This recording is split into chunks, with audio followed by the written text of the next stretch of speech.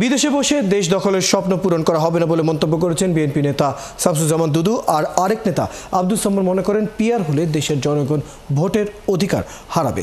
রোববার সকালে জাতীয় প্রেস ক্লাবের সামনে আয়োজিত এক অনুষ্ঠানে এসব মন্তব্য করেন তারা। জাতীয়তাবাদী লেখক ফোরাম আয়োজিত এই সমাবেশে শামসুজ্জামান দুদু আরও বলেন, ভালো একটি নির্বাচনের জন্যই অন্তর্বর্তী সরকারকে টিকিয়ে রেখেছে বিএনপি। অন্যদিকে পিআর নিয়ে কঠোর সমালোচনা করেন আব্দুস সালাম। তিনি প্রশ্ন করেন, দাবি না মানলে যারা নির্বাচনে হতে দেবে না বলে হুঁশিয়ারি দিচ্ছে, তারা কি ফ্যাসিবাদকেই ফিরিয়ে আনতে চায় কিনা? সন্ত্রাস, বিশৃঙ্খলা ও সৃষ্টির মাধ্যমে গণতান্ত্রিক যাত্রাকে বাধাগ্রস্ত করার প্রতিবাদে কবিতা পাঠ ও সমাবেশ অনুষ্ঠিত হয়।